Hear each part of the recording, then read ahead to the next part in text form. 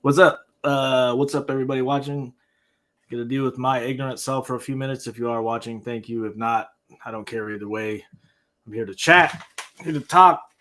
I don't know. Let me see what I got here. Let's see if I can message that's just the peeps.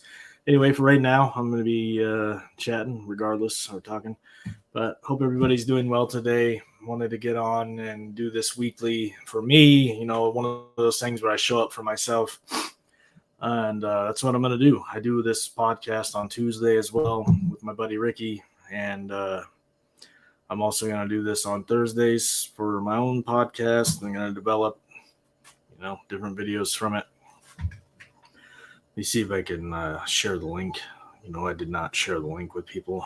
But again, thank you for showing up. Thank you for watching. I hope you all are doing well.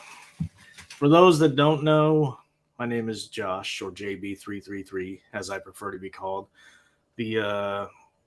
Somebody was asking me the other day, they're asking me if I should talk about where did I get the idea of 333, and so I'm going to chat about that. Give me just a second, my friends. I'm live. This is super unscripted.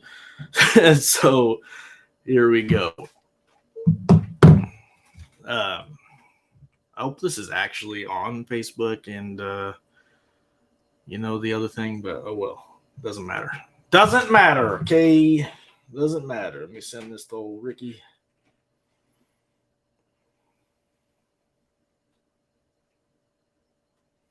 Send this away. Send this away.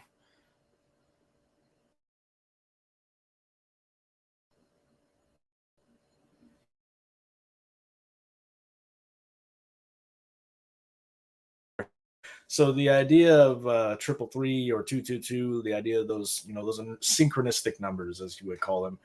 And I got pretty obsessed with the idea of synchronicity and random coincidences, if you will. A long while back, I actually used to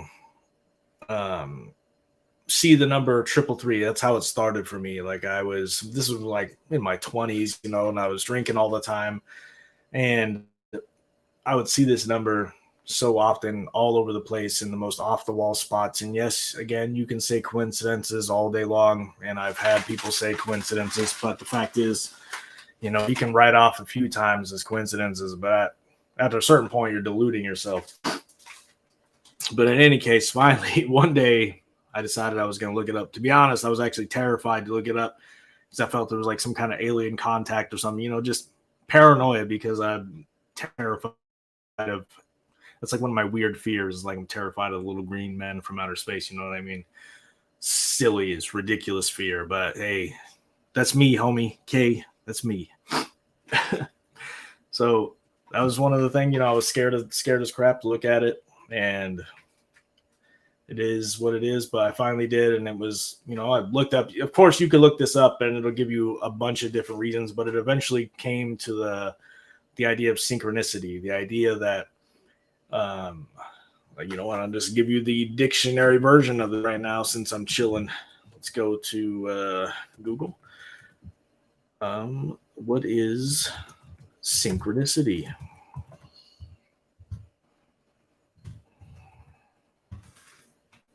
What is synchronicity? Synchronicity is the simultaneous occurrence of events which appear significant related but have no discernible causal connection.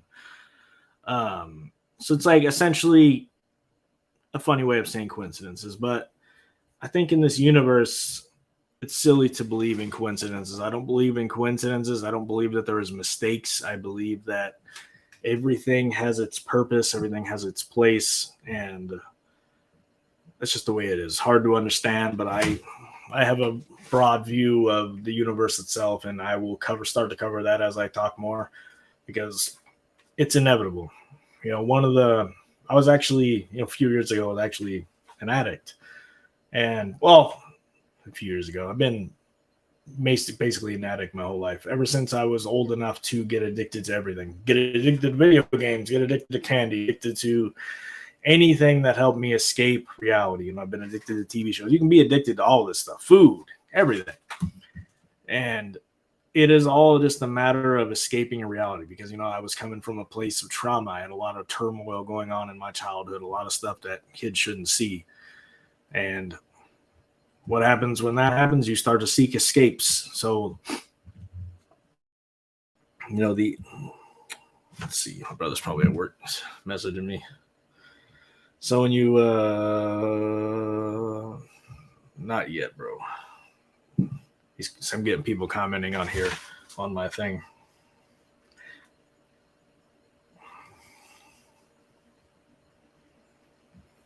Get the views up. He's asking me how do you get paid for TikTok? And you go, I don't know.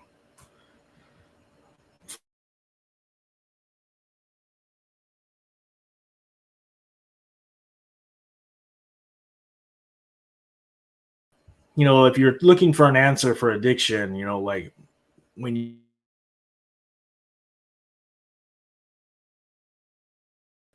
escape and everything, that's where you need to start. If you really want to know how to heal an addiction, then you need to start with the trauma that is causing it.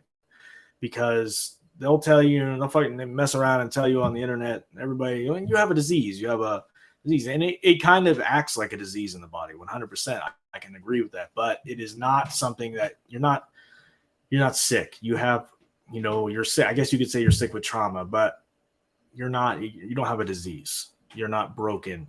You have something that you need to heal inside of you, and what you're doing is seeking escapes and everything that you could possibly think of. And that's what happens to addicts. That's why people get stuck and they end up relapsing over and over again. It's because you never dealt with the problem that is causing all of that. It's the same way with people who get out of domestic abuse relationships. Like, you have to deal with the internal turmoil before you take that into the next relationship or the next relationship after that. So, like, if you're looking for an answer to addiction and how to cure it, that's the answer. You need to deal with the trauma.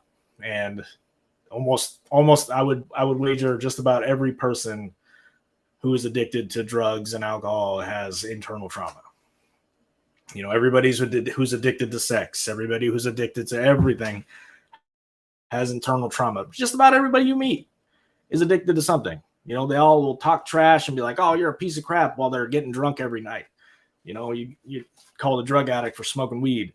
But yeah, for me, like, honestly, from when I was when I was young, I got, all these traumatic experiences. I'm not going to go into that. So, I got addicted to TV shows first. And then I met some people, got addicted to, was introduced to the booze, the vodka, Monarch vodka, specifically Monarch vodka. We used to pour it into a freaking gallon jug of orange juice and pass that shit around. And that is the most terrible hairspray tasting, like, grossness ever, bro. But, we didn't have to take, the whole fifth and pour it in, but we were kids. And we would drink this until we passed, puked. And I found a kinship in my two best friends. To this day, me and them are still best friends. And that's what we did. We were all addicted to escaping our reality. And it's never changed. It's changed forms in many ways. It's, changed, like, my, one friend's, like, we've all started to realize it. We've all started to heal from our traumas and realize the addiction. But that shit's still there. I have to talk to my one friend all the time and try to, I wish I could help him. I really do. And if he watches this, I honestly would give nothing more, give anything to be able to help you and make you see that you are worth it. You are worthy. You know what I mean? Like, you can be, something more than what you think you are. And, he's a brilliant writer. And honestly, man, he's a good soul. And I worry about him all the time. Just know that. But, it is what it is. Even if I got on here and have nobody watching right now, which is fine. Like, this is stuff that I'm going to work on. This is places, this is the directions that I want to take my life in this podcast. I am a recovering addict, and I believe that I can help people overcome those problems 100%. And, if I could share my story as a recovered addict, because I'm not going to say recovering, bro, because the idea that I'm still in recovery is silly. But, oh well. Again, for those just joining, talking about addiction, talking about overcoming addiction, talking about the direction I'm taking my YouTube channel and my videos. I'm heavily into conspiracy stuff. So like, I mean, when I was on, cause I was addicted to meth, honestly, don't tell anybody. Anyway, when I'm on live stream telling people, when I was addicted to that, I went down some serious rabbit holes because I had a lot of time, because at the time I wasn't working. And when you're depressed all the time, conspiracies can be one of those things that give you a little buzz, they give you a little zing. And, so you go down every single rabbit hole you possibly can. And so, I mean, I have a ton of conspiracy knowledge. And what I learned quickly as I started to grow in consciousness is that you cannot believe every single conspiracy theory, because then you will not accept reality as it is. Granted, I don't accept reality as it is, but like, you can't obsess over that stuff. In moderation, bro. In moderation.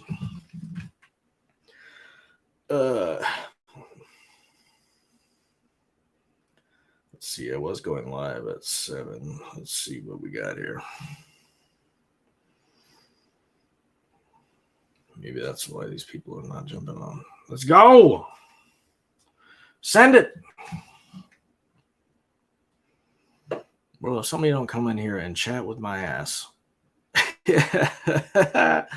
Oh. Legit clubs out here? All right, man. I'm going to try to come out to your menu. I got people consistently messaging me, man. Like, a lot of people have anxiety and don't want to get in chats and talk live because, you know, the last few years have made the internet a kind of toxic place. But here we are, man. This is all for all the world to see. You know what I mean? This is something that I'm going to be doing every week. Talking about, I would like to eventually get to a point where I can talk to people and try to help them with problems. You know what I mean? Jump in the chat. We can chat about stuff. I can offer my perspective. By no means am I professional, but I have gone to school, you know, for psychology. I have spent hours and days trying to freaking uncover my own mind. So I've read just about everything on psychology that I could possibly digest. I've read everything on metaphysics that I could possibly digest. I understand, you know, that we need, not only do you need mental healing from a standpoint, you know, that medical doctors can provide, but you also need mental healing you need spiritual healing. You have to combine the two. So the reason why people don't end up finding peace in this world is because usually it's only one or the other. You neglect one for the other. You know, you're super spiritual, but you're denying all your mental health because you're giving it all to God, and that is not the answer either. Or you're completely atheist and you deny that side of yourself and you become bitter and not understanding what our place is in this world. You know what I mean? But the fact is, obviously something else is going on here. You know, obviously there is spiritual forces at work, if you will. But let's see. Somebody asked the question, what are your beliefs in God? Do I believe in God? This is one of those comments that is, you know, it's one of those, like, everybody asks that because I have such wide varying beliefs. But yes, I 100% do believe in God. 100%, without a doubt. And the fact is, I just don't get confined with the dogma of religion. So what does that even mean? You know, what does that mean? What is dogma? So, like, if you look at it as like it traps you inside of a box, like religion will trap you inside of a box, while the idea, I hate using the term spiritual because it sounds stupid. I'm spiritual, but it's true. I am more of a spiritual person. The way my views on God is that God didn't create the universe per se. God literally is the universe. We live in a light matrix. So everything is light. And God is projecting this light into the world. You know, in the beginning, there was the Word, and the Word was God. That is a thought. We are a dream. We are pretty much a projection, a light projection. And I've had experiences that have shown me that, you know, I'm like heavy on psychedelics, but that's for another day. Again, I've got one other question. So again, I guess you can sum up my belief on God as, again, I believe 100% in God. I believe that we essentially, our goal in this world is to remember what we are. Remember that everybody you talk to is a projection of God, essentially. So I mean, the idea of doing unto others as you would do unto you is because this person next to you literally is you in the ultimate sense. It's a hard concept to grasp, but everything and everyone is God, and that's pretty much sums up my beliefs. That's the info from the Law of One series, which I'm very, very much like in love with. That's been my book series that I've been obsessed with. And if you get a chance, read it. It's some heavy information. You have to really, really open your mind to accept it and believe it. But it's essentially, the Law of One is as simple as everything and everyone is one. That's it. Like, if you look into the secrets of Freemasonry and stuff like that, that's what they believe as well, is that we are all one. And that's the ultimate truth, is that everything and everyone is one. So that's my belief. Let's see if I got another question here. Oh, you believe in the devil? I don't believe in the devil. So I don't necessarily believe in the devil, but I believe that there is two sides of the coin in this universe. I believe that there's two paths. And one, you can define one as Jesus. Jesus taught the idea of service to others. Buddha essentially taught the idea of service to others. There's service to others, and then there's service to self. So service to self seeks power over others and seeks to enslave and essentially deifies the self. While service to others, you're acting in service to others, just like Jesus taught. You go help people. That's how you're supposed to live your life, is in service to others, because ultimately that person next to you is you. So that's the basic, the premise of the Law of One series. So I don't necessarily believe in the devil per se, but I do believe in the negative path, and that there is two sides that you can pursue that eventually lead back to the same place. And it's really complicated to explain. I could probably make several episodes just trying to explain the Law of One, and I probably will one of these days. But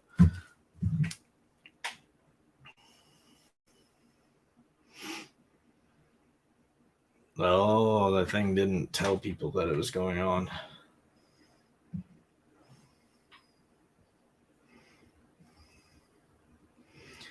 Do it, bro. My brother's telling me he's trying to put gaming shorts on. Well, if you don't get on here and watch this motherfucking chat, homie.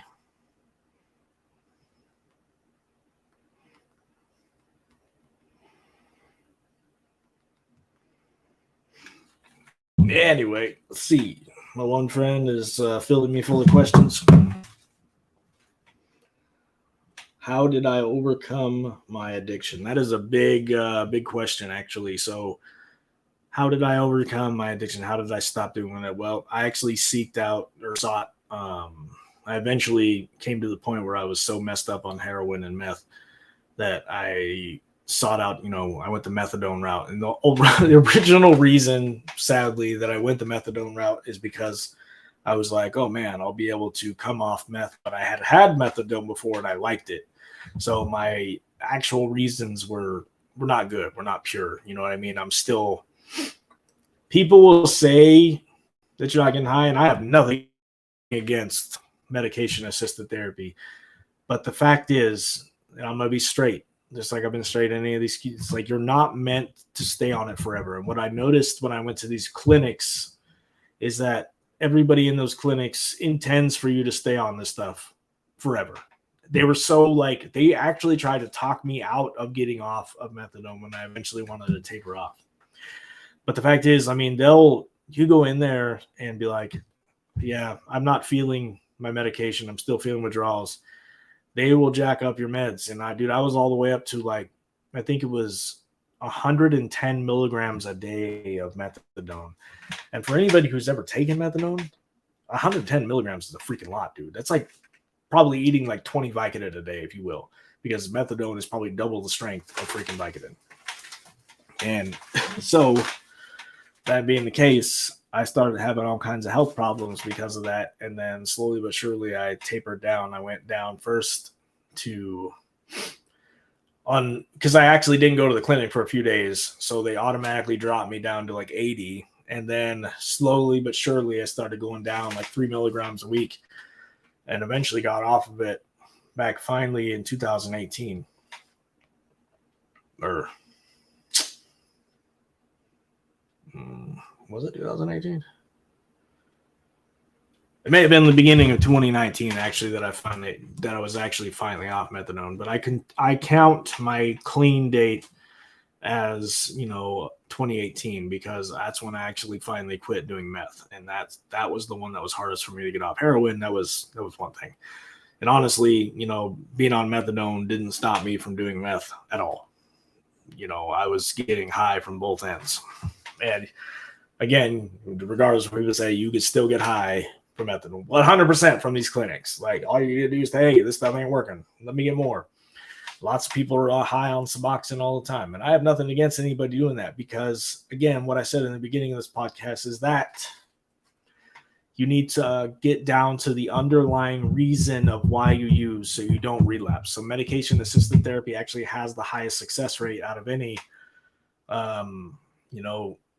recovery treatments. And that is because you're giving your body something every day that's keeping it occupied.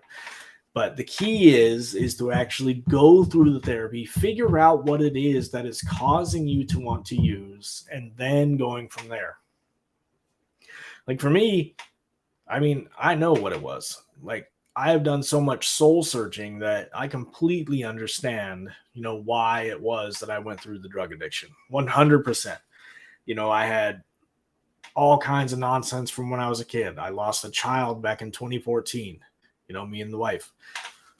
And after that, I gave up, and it's selfish and sad because I had other kids to look after too. And thank God I had people to help me come off of that and make me realize, what the hell I was doing. People slapped me around.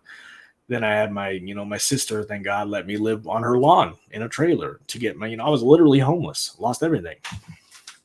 My whole freaking life, dude. And those drugs are freaking terrible, absolutely awful. Like, that's why it's silly when people put weed in the same category as these things. Like, bro, you've never heard anybody smoking weed and selling themselves on the street, standing on the street corner for weed money, bro. That's not the way it works. But anyway, so that's the answer there. Like I got off, I use medication-assisted therapy, or MAT, as people will call it in the TikTok community. That was one of the things I used, and it worked 100%. I'm here today. I got off of that stuff because of that. Once I started taking the treatment seriously and actually, got carries and stuff, and I started to taper down, I was on weekly carries, which is like you can take 5 doses home at once, once you pass enough drug tests and go to the right therapies and stuff.